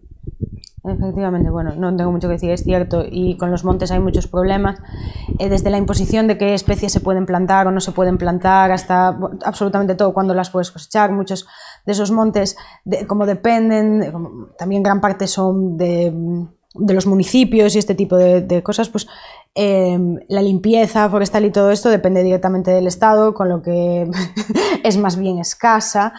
Muchas veces en Galicia hasta finales de julio no entran a hacer limpieza de montes. ¿Cómo es posible? Si ya tienes toda la morralla allí tirada y no limpias hasta... Obviamente vas a facilitar tal, pero vuelve a ser por una mala gestión porque no hay preocupación, porque no hay los incentivos correctos. El Estado nunca jamás tendrá los incentivos correctos para gestionar absolutamente ningún recurso. Vale, yo quería plantear una cosa cuando tú has planteado lo de que, no sé si has puesto el ejemplo de un percebeiro, o bueno, de que nunca iba a sobreexplotar porque, bueno, el siguiente periodo pues no iba a poder producir en las condiciones óptimas, ¿no? Pero yo creo que, o sea, en términos de medio ambiente, el gran problema es que el beneficiado de producir nunca va a ser, o sea, de producir y generar una externalidad sobre el medio ambiente no va a ser realmente el que luego acabe siendo perjudicado, ¿no? O sea, si tú llevas a cabo un análisis intertemporal, la tasa de descuento siempre sería superior a la que sería desde un punto de vista socialmente óptima. Porque realmente, claro, o sea, yo quiero decirte, o sea, si tú estás contaminando, luego eso va a generar una reducción, pues bueno, pues en la frontera de posibilidades de producción, y eso a la larga te va a generar una producción menor, pero el que lo está contaminando ahora no va a ser el que luego vaya a ser directamente el perjudicado, ¿sabes lo que quiero decir o no? Sí, pero es que el problema es que parte de una base es que el que contamina no tiene que contaminar, el que contamina tiene que pagar por la contaminación. No puede crear esa externalidad negativa de forma gratuita, no está libre de eso. Entonces, no es el hecho de que contamine y entonces produzca una externalidad. Toda acción, repito, conlleva externalidades. El tema es que si yo, en base a esa acción, agravio la propiedad privada de otro individuo de la manera que sea, pues tengo que pagar por ello. Es muy simple. Sí, pero vas a seguir contaminando, quiero decir. No creo, porque hasta llegará un punto en el que no te compense. Precisamente porque tendrás que cesar tu actividad, porque las demandas, una empresa, por ejemplo, que sea súper contaminante y se instale en medio de un pueblo en el que haya 4.000 vecinos y los esté contaminando, y si los vecinos pueden hacer un buen uso de los derechos de propiedad y van a denunciar a la fábrica constantemente, a la fábrica le va a salir mucho más rentable irse al medio de un oasis donde no haya vecinos que los puedan demandar y bien pueda contaminar, o bien buscar de principio los medios, máquinas, etcétera, que hagan que esa contaminación desaparezca, cosa que también ha pasado. Una empresa de Suiza, os puedo dar el nombre si os interesa, ha creado una gran fábrica que convierte el CO2 en algo reutilizable, elimina la tal, y hay empresas que están comprando lo que para ellos es el desecho para crear otro tipo de producción, porque les viene bien para su propio material. Entonces, es tan increíble la capacidad del ser humano que lo que Noruega, creo que es, Noruega, Finlandia, uno de los países nórdicos, no quiero meter la pata, pero compra basura de otros países, porque la utilizan para determinadas cosas. Entonces, vuelvo a lo mismo, el concepto de bien es subjetivo, entonces lo que para ti hoy es basura o no vale nada, mañana para otro puede ser un valor en bruto por lo que te proponga. Ayer también leía, buceando un poco en internet, preocupada por mi tierra, que bueno, hay un pez en Galicia que es muy feo, ¿vale? Muy feo, tiene una forma muy fálica y nadie lo quiere para nada. Entonces se reproduce allí en el mar sin más sentido y nadie lo come, nadie lo quiere, es muy fuerte además el sabor y tal. Y parece que ahora se han dado cuenta de que en Japón es una exquisitez que pagan 80 euros el kilo. Pues imagínate a los gallegos, a los pescadores, están vamos, contentos, intentando... Claro, pero esto ayer no era un bien, porque si nadie lo apreciaba, ellos no lo iban a considerar un recurso, y entonces no iban a comercializar con él, ni... Es la creatividad, entonces es el por hacer, que no es un porvenir, porque la información no está ahí, porque los medios y los fines no están dados y porque todo eso es una teoría basura de la economía, porque la economía es la ciencia de la acción humana, de cómo actuamos, de que todos los individuos de manera subjetiva buscamos fines y medios para conseguir esos fines y nos relacionamos entre nosotros coordinándonos en el libre mercado, que básicamente es que cada uno actúe de manera libre contractualmente con otros individuos que él decida, intercambiando lo que él decida también por lo que él decida, siempre y cuando haya dos personas de mutuo acuerdo. Nunca en la vida se tiene que meter una tercera. Y el problema es ese, cuando dejamos que el ladrón agreda. Claro que sí, estás creando externalidades negativas, pero porque se te está dejando, porque la ley es benevolente con el que está agrediendo la propiedad privada. Así es imposible, obviamente. Así, claro, puedes llamarles externalidades las veces que quieras. Pero es que eso me hace mucha gracia como lo explica el profesor Bastos. Se puede ridiculizar hasta un punto el tema de las externalidades, como decir que si yo me doy un beso con mi novio nuevo delante de mi ex, estoy creando una externalidad muy negativa para él. Pero como son absolutamente inmedibles, porque no se pueden reproducir, ni se pueden objetivizar, ni se puede hacer de ellas una ciencia, pues entonces es absurdo considerarlas parte de los fallos de mercado. No sé si... Hay dos preguntas de... Bueno, una a ver si recuerdo, ahora sí lo he encontrado. Me gustaría saber qué incentivos podría haber en un mundo anarcocapitalista para respetar la vida de algunos seres vivos que no aportan ninguna utilidad a los individuos. Supongo animales que, bueno, que no sirvan para la caza o no sirvan para nada. Bien, volvemos a lo mismo. Hablamos de utilidad para los individuos como si la utilidad fuera algo medible, cosa que no es. Por otra parte, yo me consuelo pensando que los ejemplos a lo largo de la historia lo que demuestran es que todas y cada una de las especies animales que se han privatizado han sobrevivido. Ahí con mi querida Irune tenemos un debate, ¿no? Pero sí es cierto, es una realidad bastante palpable. Los perros, por ejemplo, son de las especies mejor tratadas en Occidente, y eso es porque son de las especies más privatizadas, o con el sentido más privatizador que tenemos. ¿Qué pasa? Que ya no se sabe, porque también son recursos y ya depende de una cuestión exclusivamente moral, que es otro incentivo del individuo, claro que sí, pero vuelvo a lo mismo, no tenemos una varita mágica ni mucho menos una bola para leer lo que va a pasar. Lo que nos enseña la historia o los ejemplos es que, por ejemplo, lo leía hoy, en países africanos donde se prohibió cazar elefantes, la población de elefantes se ha reducido bestialmente. En cambio, los que se permitió debido a que podían sacar un beneficio se ha multiplicado en algunos países incluso por 3. La pregunta también sería lo que debatimos Irune y yo. ¿Te preocupa que sobrevivan esos animales o que no se haga un mal uso de ellos o que no se agredan? Es distinto, claro, que si dices no, si te vas al punto animalista, yo antes era muy animalista. Y si te vas al punto animalista de que no le hagan daño a los animales, entonces les das derechos y entonces a ver cómo pues, sientas en un tribunal a la gacela y al tigre. Es decir, porque si los tienen todos. Hay que ser absolutos en cuanto hablamos de preceptos tan brutos como la justicia, ¿no? Entonces, si tienen el derecho a la vida, lo tienen entre ellos, lo tienen con nosotros, donde están las responsabilidades, es un ámbito muy delicado, entonces yo lo dejo a creer que son un recurso más, son un bien más, pero el ser humano tiene un corazón muy bonito y en general una buena moral e intentamos hacer el mejor uso de todos los recursos.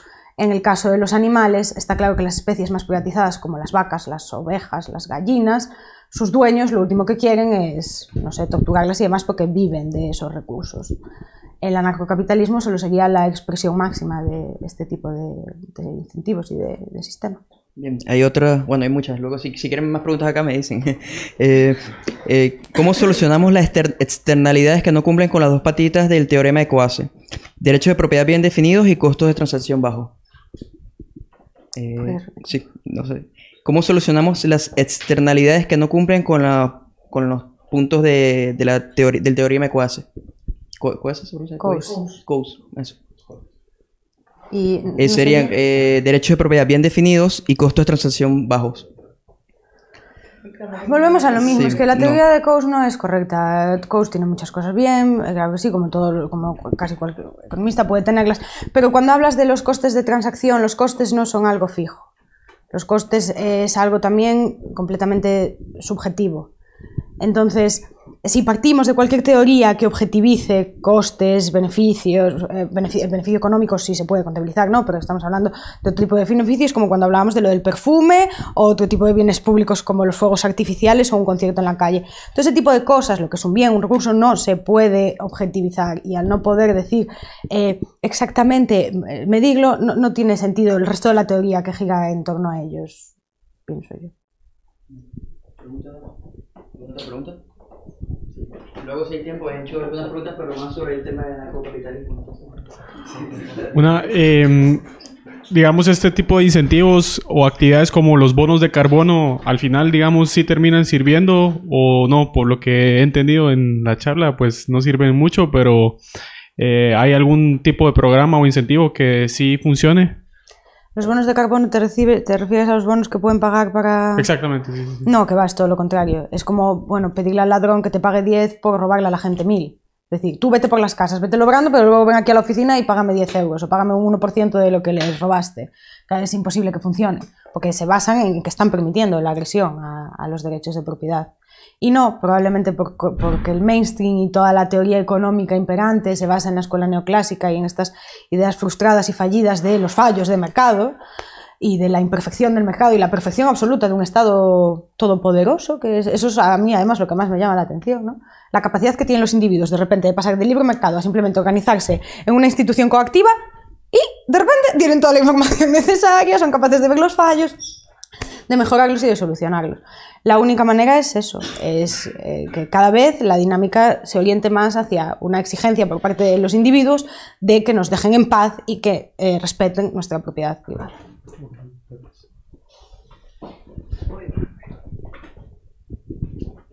No sé. Sí. Vale. Bueno, ahora sí, las otras preguntas son sobre el tema de ANCAP. ¿Cómo pasaría en una sociedad actual, cómo se pasaría de una sociedad actual a una ANCAP? Y la misma persona pregunta, frente a una pandemia, ¿cómo coordinaríamos, o supongo obligaríamos a las personas que no se quieren vacunar, ¿no? O sea, ¿cómo obligaríamos a las personas que no se quieren vacunar y coordinaríamos a las que sí? Cómo nos mola obligar, ¿eh? Pero supongo que... A ver, ¿cuál era la primera pregunta? Porque me quedé tan pillada con la segunda. Sí, ¿cómo se pasaría? ¿Cómo se pasaría? Vuelvo. Ojalá los reyes me lo hubieran regalado, pero aún no tengo la bola de la adivinación de la pitonisa Lola. Pero creo que se va por pasitos. Es decir, la única manera es primero educando a la gente. Si la gente de verdad se cree, como me lo creo yo, que el Estado es malo, muy malo, es Satanás hecho carne y solo actúa en contra de los individuos, y lo que cada individuo va buscando, el reducir lo máximo posible el poder estatal, educando a nuestros convecinos, a nuestros compañeros, en esta idea de que la anarquía es el único sistema justo, porque los individuos tienen la capacidad de elegir, y entonces como todo viene por reclamo social, porque la única manera de sostener el sistema imperante, el sistema de estados que conocemos, es lavando cerebros. Es decir, es que nosotros consideramos que el Estado tiene una función buena con nuestra vida y entonces nos dejemos robar de manera voluntaria. Bien, acabemos con esto. Si todos decidimos que no nos vamos a dejar robar de manera voluntaria, poco a poco todo este tipo de bienes seguían pasando a manos privadas, igual que lo hicieron al revés. Es decir, la seguridad no la producía el Estado, ni se la inventó, ni la justicia, ni la sanidad, ni la educación. Simplemente se fue apropiando del monopolio y de la oferta de esos bienes. Entonces lo que tenemos que hacer es marcha atrás. La humanidad viene de un sistema mucho más anárquico. Lo que pasa es que nos cogieron desprevenidos los poderes fácticos y nos la metieron ahí de colorines. Ahora tenemos que, como dicen el profesor Bastos y el profesor Huerta, la sociedad anarquista o anarcocapitalista será posestatal. Es decir, será con el conocimiento ya de lo que es el Estado, de lo que un poder organizado, coactivo, puede hacer de verdad la ciudadanía y de cuáles son las consecuencias prácticas. Porque me hace mucha gracia lo de, no es que la teoría comunista no se... No se ve reflejada en la práctica, no, se ve perfectamente reflejada en la práctica, exactamente. Entonces, como ya hemos podido ver que esas teorías en la práctica son solo dañinas y absurdas para el individuo, para la sociedad, pues lo que tenemos que hacer es deshacernos de ellas, y la única manera es esta, hablándolo, compartiéndolo, que la gente recoja una nueva información que se le ha desprovisto a través de todo su sistema educativo, y pidamos, exijamos un nuevo cambio que para nada tiene que ser violento, ni abrupto, ni una revolución costosa para nadie, sino simplemente es como... para mí es volver a madurar, ¿no? Como cuando crecías a los 18, pues ahora tenemos que librarnos del paternalismo estatal en vez del de nuestros padres. Y así es la manera yo creo que es la manera sana de pasar de un estado absolutista como tenemos a día de hoy a un estado anarcocapitalista. Y lo de las pandemias, bueno, pues tendría que planteármelo con más calma, creo que es una pregunta complicada, pero de principio tú no puedes obligar a nadie a vacunarse, pero obviamente por cualquier motivo, como por ejemplo que no se vacune, pues excluirlo de tu propiedad privada y no dejarle entrar o no dejarle pasar, de la misma manera que puedes no dejar entrar a una persona con ideas nazis en tu casa o, yo qué sé, a un amigo tuyo que venga muy borracho esa noche para que no te dé problemas con tus vecinos. Pues igual, pero no puedes obligar a la gente a vacunarse. Lo que pasa es que en general nadie que se está muriendo dice, va, yo por molestar a los demás, venga, va, no me vacuno, yo, que me mueran. No es lo lógico. Lo malo es que si hay una pandemia seria que se lleva la vida de la gente por delante, la gente suele ser la primera preocupada en su vida. Luego hay los tres locos radicales, como hay en cualquier ámbito de la vida humana o cualquier cosa, la gente que odia las vacunas. Hace poco en Estados Unidos que se murió una niña porque sus padres no la quisieron. Un caso entre un millón. En general, la gente, si aparece una pandemia que va a acabar con mi vida, yo soy la primera interesada en ir corriendo a vacunar. Gracias, Noemí. Me ha parecido una charla muy purista austríaca. Obviamente eres consciente de ello y todos hablamos porque has citado a Hoppe, a Rothbard, a Huerta de Soto y a Bastos. Y a Bloch. Y no sé, también a Bloch y bueno, a Garrett Hardin, que es el típico ejemplo que ponen los austríacos. Y ese es uno de los problemas de esta charla, que no has citado a ningún experto en contaminación, absolutamente a ninguno. Es decir, faltan datos, faltan ejemplos estudiados por gente que no sea austríaca. Algunas de las cosas que has dicho son muy interesantes y los austríacos aportan valor al decirlas. El problema, como tengo aquí apuntado, es que me divierten los austríacos que llevan años hablando de creatividad sin ser creativos en absoluto, repitiendo desde hace 20, 30 años exactamente las mismas ideas una y otra vez y no queriendo ir más allá. Entonces yo lo siento, pero que me digan que estos austríacos tienen como la respuesta a estos problemas sin mirarlos más allá de lo que dicen, sin hacer nunca análisis empíricos, porque claro, en su metodología pues eso no cabe, sin ver que la propiedad privada hay sitios donde tiene problemas, pues por lo que te han comentado en una pregunta anterior, porque no es que esté mal definida porque el Estado sea torpe, sino porque la propiedad privada no siempre es fácil de definir. No es lo mismo un sólido, un líquido que un gas. Los sólidos son relativamente fáciles de delimitar y se quedan en su sitio, y además la propiedad en la tierra es fácil marcarla. La propiedad en el mar es mucho más difícil marcarla y el mar es mucho más homogéneo y el agua se está constantemente moviendo de un lado a otro. Eso no quiere decir que no se pueda privatizar, y hay gente que lo ha pensado.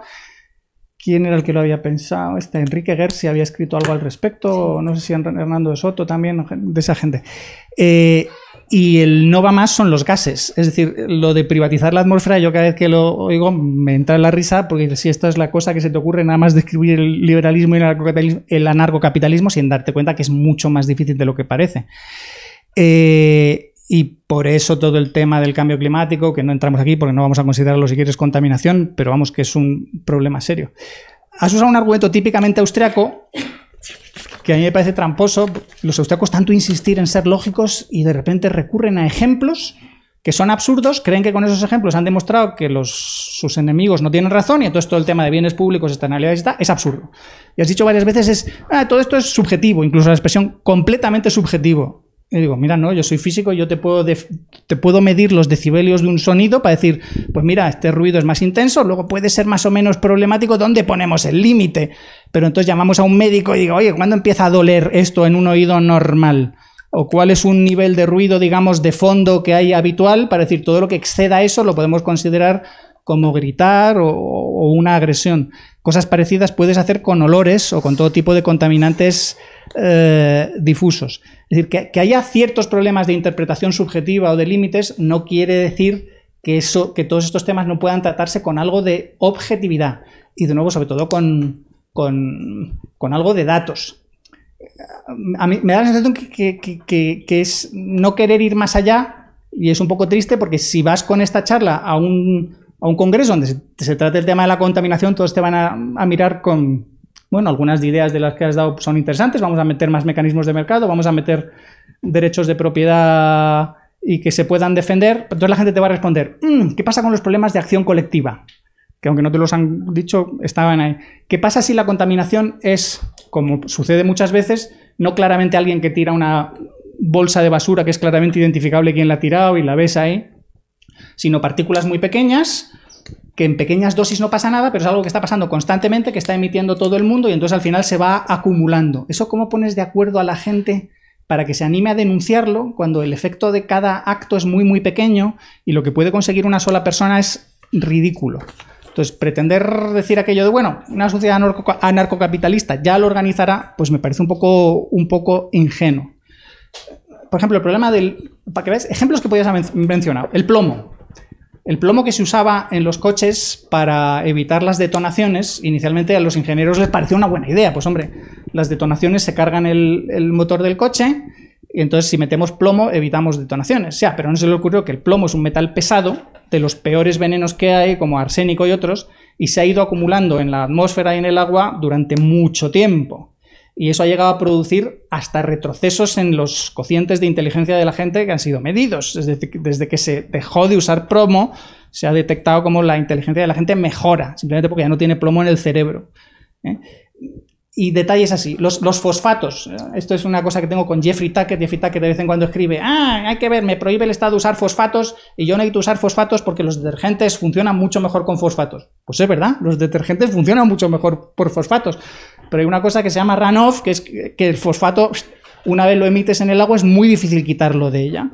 Y contamina mucho, contamina en el sentido que mata muchísimas plantas o algas, muchos animales, y al revés, fomenta otro tipo de algas y te quedan estos pantanosos de estos verdes en los que no crece otra cosa más que todo lo que se alimenta de fosfatos. Hay más cosas como no solo los plásticos grandes, todo lo que es microplásticos, todos los disruptores hormonales que tenemos el cuerpo todos con altas concentraciones, que es verdad que vivimos en un mundo mejor gracias a los plásticos, pero conviene ver, estos de nuevo son microagresiones difusas acumuladas que no son nada fáciles de tratar. Entonces, si pretendemos tratar el tema si queremos defender la postura liberal en el tema de la contaminación, yo creo que lo primero que deberíamos decir es, el liberalismo tiene un problema con la contaminación, no en el sentido de que no tengamos respuestas, sino que las respuestas que puede dar tenemos que ir más allá.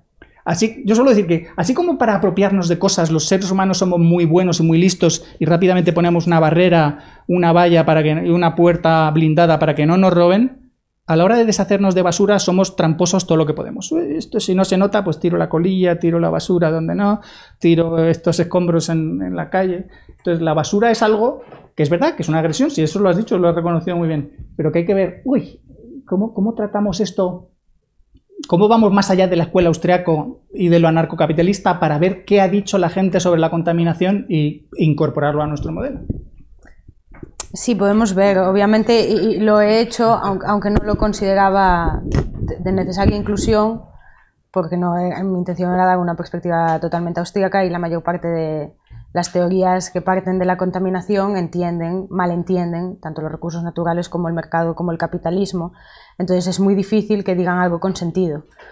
Teniendo en cuenta, podemos poner miles de ejemplos, pero puedo poner miles de ejemplos negativos, como nos hace también Walter Block en su artículo en el que intenta reconciliar ecologismo y mercado, y nos habla de la capacidad que tuvo, por ejemplo, la Unión Soviética para cuidar del medio ambiente, destrozando lagos, ríos. Bueno, habla de que mares enteros, básicamente, están en absoluta sequía, o hay zonas en las que si vas en tranvía tienes que tener cuidado, está prohibido fumar, pero por ningún motivo ecologista ni medioambiental, sino porque tienen miedo de que hay tanto petróleo en el agua por el que pasan esos raíles, que si alguien fuma un pitillo y lo tira, explote todo y empiece todo a arder.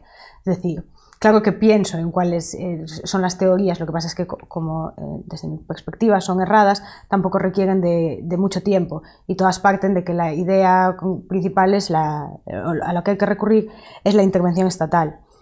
Cuando dices lo de que los austríacos deberían ir más allá y que no ves que sean muy creativos, la especialización y la profesionalización es preciosa, y se lo dejan a los empresarios que son más creativos que ellos probablemente esa función, cuando ellos en lo que son buenos a la vista está es en producir grandes artículos y grande teoría que puede llevar a la humanidad por un camino un poco mejor del que va por ahora. Entonces creo que no es una crítica válida que digas que no son creativos o que no hacen más cosas. Bastante hacen, siendo los únicos capaces de dar con los verdaderos fallos que tiene no el mercado, sino el Estado, y que ocasiona por lo tanto que el mercado sí entonces sea ineficiente y que los recursos naturales sean mal cuidados, y al fin y al cabo por eso considero que todas las teorías o las aportaciones que puedan hacer los especialistas en la contaminación están fuera de este ámbito de debate, precisamente porque todas ellas me pueden decir cuánta hay contaminación, cuánto menos, cuánto más, pero parten de presupuestos que son completamente contrarios al que parto yo. Entonces difícilmente, si no dieran en ese sentido el brazo a torcer, pudiéramos ponernos de acuerdo y sus datos, empíricos o no, me sirvieran a mí de algo. Después hay que decir una cosa, cuando dices que hay ciertas cosas muy difíciles de definir, ¿no? Pues si hay contaminación o si no, partículas muy pequeñas, este tipo de cosas.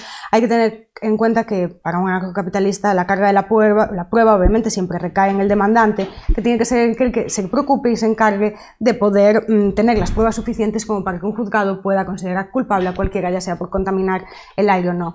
Cuando dices que es difícil definir los derechos del aire o que te hace gracia o tal, no defines los derechos de propiedad del aire, es innecesario. Si yo defino los derechos de propiedad de mi parcela y de tu parcela a mi parcela viene aire con contaminantes, es lo mismo que si de repente estás fumando un puro al lado de mi casa y estás tirando la ceniza para adentro. Es el aire que lo trae, es basura, hay una manera de medirlo y por lo tanto hay una manera de hacerle pagar por ello. Si los métodos y los mecanismos no están lo suficientemente bien desarrollados como en otros ámbitos, es precisamente por la desfiguración de los incentivos correctos que produce el Estado en el mercado. De nuevo, culpa del Estado y no de la teoría austríaca, que es más que correcta. Cuando hablas de los plásticos y todo el tema de que, bueno, sí, puedes decirme, o un médico puede decirme hasta qué punto ruido, también es falso. Sí, es completamente subjetivo, absoluta y completamente subjetivo, en el sentido de que yo voy en el coche con la música a todo volumen y para mí eso no es hacerme daño. Sin embargo, se lo pongo a mi madre y me dice que eso es una tortura. Entonces, hasta también cuán alto grite una persona, o qué tipo de música es una agresión, o cuán el volumen sea una agresión, obviamente queda a una apreciación subjetiva. Lo que está claro es que si a mí vivo en una comunidad de vecinos y el ruido de la fiesta del vecino me está estorbando en mi propiedad, sí puedo intentar llevar a cabo una reclamación si hubiera una buena definición de los derechos de propiedad. Y ya, como digo, como la carga recae en mí al llevar a cabo esa demanda, pues tendría que ver si tengo las pruebas suficientes como para determinar que esa persona ha violado o agredido mi propiedad privada. Y eso lo podemos ver en muchos otros ámbitos de la vida, que es muy difícil siempre determinar de manera objetiva dónde hay una agresión, como por ejemplo ante un acoso. Un acoso, que a mí un chico me guapa no es un acoso. Si en cambio viene todos los días a la puerta de mi casa a esperarme a que entre y a que salga y me llama guapa, igual es un acoso. La línea es fina y es difícil definir un punto exacto en el que todos los casos y una palabra y si es esta palabra o la otra. Para eso está la justicia, pero lo que está claro es que lo que se tiene que basar es en evitar ante cualquier circunstancia una violación de la propiedad privada, que sí se puede definir y que cuanto más se define, mejor también se define, porque mejores son los mecanismos para definir la misma. Y entonces creo que no hace falta nada más que la perspectiva de la escuela austríaca para explicar por qué el problema de la contaminación se resolvería con una definición de los derechos de propiedad privada. Veo que cualquier cosa que diga va a dar igual. Se me ha ocurrido otra cosa maliciosa. ¿Tú crees que la contaminación intelectual existe y es importante? Claro que sí. Todo tipo, vuelvo a lo mismo, ahí creo como Rothbard. Es decir, las externalidades, que si alguien propaga ideas erróneas, nocivas, no sé, merecería algún tipo de castigo, no, claro crítica, que no. obviamente. No, es imposible, porque ahí no estás agrediendo mi libertad ni mi propiedad privada. Estás hablando. Igual si la pones con un megáfono en la puerta de mi casa 24/7, pues podemos hablar sí de una agresión. Obviamente la contaminación puede ser lo que cada uno considere contaminación, porque ahí ya nos vamos a apreciaciones morales. Puedes considerar contaminación el Sálvame Deluxe, contaminación intelectual. Eso no te da derecho a prohibírselo a mi abuela. Quiero decir, a ver... Ahora acabas de mencionar lo del megáfono, pero entonces si todo es absolutamente subjetivo, si yo te clavo un cuchillo... Puedo decir que, joder, que es subjetivo, todo esto es subjetivo. No, a ti te puede doler, a mí me puede gustar clavarlo, a mí me podría gustar que me lo clavaran. Es una falacia de la palabra del subjetivismo. Yo no he dicho que las acciones, que me claves un cuchillo sea subjetivo. Que la valoración del hecho es subjetiva. Claro, sí. Obviamente, si me lo clavas a mí o a Conan, el bárbaro, pues al actor o a... ¿Cómo es este? El que a todo el mundo le encanta, Schwarzenegger, pues probablemente subjetivamente el dolor sea distinto en él que en mío. Ahora, la agresión está ahí. Pero Otra cosa es que yo la pueda demostrar. en ambos casos es una agresión, ¿no? Obviamente. Entonces, el sonido, si yo te pongo un altavoz y lanzo ondas de presión acústicas que no son un objeto sólido como un cuchillo, pero que te aseguro que hace daño y tiene energía... ¿Realmente no crees que el hecho de que alguien diga, pues hombre, a partir de 60 decibelios más o menos vamos a ir considerando la agresión, y 70 decibelios multa más, y 80 decibelios más multa? Simplemente la respuesta austríaca es decir, todo es subjetivo y esto no lo podemos tratar. Yo no he dicho que no lo podamos tratar. He dicho que las agresiones, depende cuáles, no todas. Que me claves un cuchillo es algo a mi físico y es muy fácil de ver. Por ejemplo, que agredas mi autoestima no es algo tan fácil de ver y yo te puedo llevar a un tribunal también por ello. Y ello no hace que yo no tenga derecho a eso o menos derecho.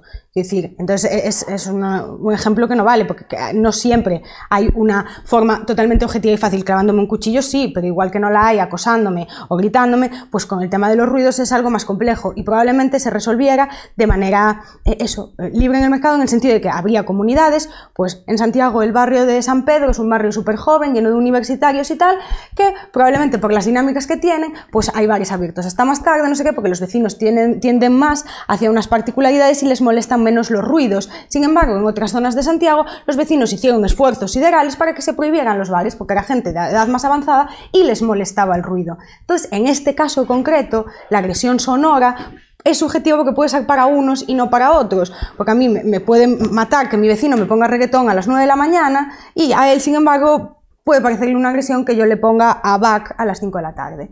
Entonces, ahí es donde digo que es subjetivo y que sí tiene que estar la justicia, obviamente, y la carga de la prueba y las evidencias suficientes para determinar si hay o no una agresión, que a veces es muy fácil de determinar, como cuando te clava un cuchillo, pero no siempre. Y para eso sí que tiene que haber una ley, y ahí es donde podemos entrar a hablar de las particularidades de cada tal y de dónde acaban y empiezan esos derechos de propiedad, obvio, pero sí ya desde una perspectiva propiamente austríaca, hablando que sin esa definición no puede haber soluciones. ¿Una pregunta? ¿Comentario? Yo quería hablar un poco de los gases, los que han mencionado antes, que estaba pensando que sí que todo el tema de los seguros podría entrar a jugar ahí algún papel. Por ejemplo, si alguien hace un tipo, yo no entiendo nada de procesos productivos, pero si alguien hace un proceso productivo que genera un gas que genera bastante enfermedades en la población o incluso muertes, eso da lugar a que las aseguradoras, que en un sistema narcocapitalista habrían asegurado la vida de los individuos, tengan que pagar indemnizaciones a estos individuos. Esas aseguradoras buscarían un culpable. Y en base a esto yo creo que sí podrían pedirle a este culpable la indemnización y por lo tanto sería un coste para el contaminador. Se me ocurre, por dar una respuesta distinta a los derechos de propiedad. Sigamos. Por contestarte, si la idea está muy bien y los anarcocapitalistas, una de las buenas ideas que tienen es cosas que las compañías de seguros podrían hacer. Vale, pero primero, no vivimos en un mundo ANCAP, entonces hay que tratar el tema de la contaminación en el mundo moderno, en el mundo más normal, incluso en un mundo minarquista, no solo anarcocapitalista. Y las aseguradoras no operan, digamos, por tu cara bonita o por buena voluntad, sino normalmente porque se logra demostrar algo. Y entonces igual van a intentar evitar pagar, salvo que alguien les demuestre. Y hay muchos casos que son extremadamente complejos. Si os veis, bueno, la radiación nuclear es la que ha causado este cáncer o no es la que ha causado este cáncer. No sé si conocéis el caso del... ¿Cómo se llama el herbicida? Roundup se llama, el que han prohibido o están a punto de prohibir, que llevan usando muchísimo tiempo en Estados Unidos, pero un trabajador protestó de que ahora tenía cáncer y que era por esto.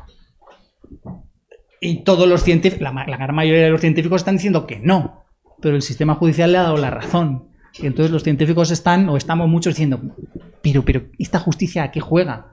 O sea, ¿qué problemas los vas a tener siempre? El que añadas compañías de seguridad es decir, que se encarguen ellos, pero ¿con qué criterios? Este no es un problema tanto de seguros, porque aquí no hay accidentes, o no estamos hablando de la contaminación accidental, que también podríamos, sino más de la que es sistemática y de cómo la resuelves.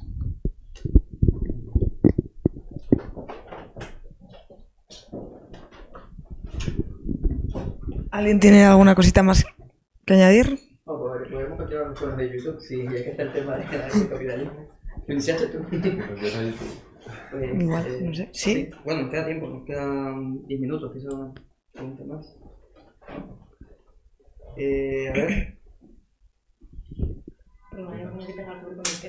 Ya, claro. Bueno, sí, que los otros sí, son más sobre esos temas de... Bueno, qué hacer con el tema de cuidados a las personas que no tengan posibilidades de mantenerse por sí mismas y esas cosas. Típicas preguntas de siempre. Podrías hacer un día un streaming contestando preguntas sobre el anarcocapitalismo, si quieres. Nos ponemos con el tema del anarcocapitalismo, 1001 cosas que quieras saber, que yo intento resolverlas. ¿Sí? Yo quería preguntarte sobre todo el tema de los recursos pesqueros. Cuando un banco de peces es de acceso público, tiende a la sobreexplotación siempre. Y normalmente ya cuando es difícil encontrarlo, pues pueden incluso hacer las piscifactorías y ya está, por el coste de encontrarlo es demasiado elevado, entonces es más rentable hacer la piscifactoría. Pero sí que es verdad que muchas veces cuando ese punto llega, ya el banco o lo que es el banco de peces ha llegado a un punto en el que ya no se regenera. Entonces, simplemente quería preguntarte si tenías algún ejemplo de alguna iniciativa de tipo privado o dentro de una, yo qué sé, de una congregación de pescadores que hayan resuelto este tipo de... Es lo que te comentaba lo que os comentaba con las bateas en Galicia. Llevan funcionando no 1, ni 2, ni 10, ni 20, ni 30, ni 40 años y siguen dando el mejor mejillón de España año tras año, sin tener problemas de producción y haciendo muy ricos a sus propietarios. Las bateas gallegas son el mejor ejemplo de cómo no tienes por qué sobreexplotar una especie, puedes cuidarla y puedes cuidarla además en el medio marino, porque no es una piscifactoría creada artificial fuera. Esto es en las costas gallegas. Si veías Fariña, la serie que se hizo tan famosa por los narcos gallegos, bueno, pues las persecuciones que había de las lanchas eran entre las bateas.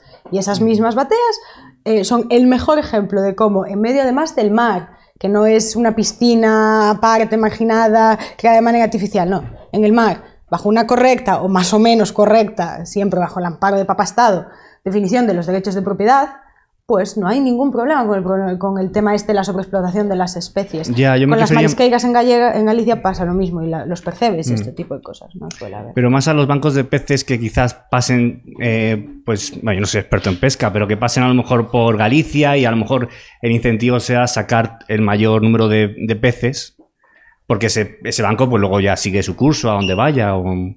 Pero todo el ahí lo tema ves, de- es sacar el mayor provecho porque no hay una correcta definición, porque el mar Sí, eso de sí, todos, yo estoy exacto. esperando en un punto y cuando pasen me los Claro. quedo. Entonces ese es el principal problema. No hay propiedad, nadie los Sí, quiere, es de todos y nadie los tiene que cuidar. Es como el árbol que da unas manzanas muy ricas, pero no es mío. Entonces yo si paso por él, pues si hoy me voy con mis amigos, pues cogeré todas las manzanas. Todo el tiempo volvemos a un mismo problema con el uso de los... Si no están definidos los derechos de propiedad, se va a hacer un mal uso de esos recursos. Sí, Y efectivamente. entonces, como el mar, el vasto mar, no está definido, todo lo que acontece dentro de él pasa lo mismo. O sea, como la teoría del faro, que desarrollaban autores también, habló Coase de él y Samuelson y tal. Decían que un faro es un bien público porque no puedes excluir de su consumo, tal, porque alumbra. ¿Por qué? Porque el faro está puesto en el mar. Porque si los derechos de propiedad sobre el mar estuvieran bien definidos, la luz del faro tiene una intensidad determinada y llega a un punto determinado, ¿no? Y si yo realmente no puedo no permitir pasar a gente en lo que es el entorno del faro, pues obviamente sí que puedo excluir de sus servicios. El problema es que el faro está en el mar, porque lo pensamos en la calle, y si yo tengo una luz en mi jardín, yo no pongo una luz de 40.000 voltios para iluminar todo mi vecindario. Sí.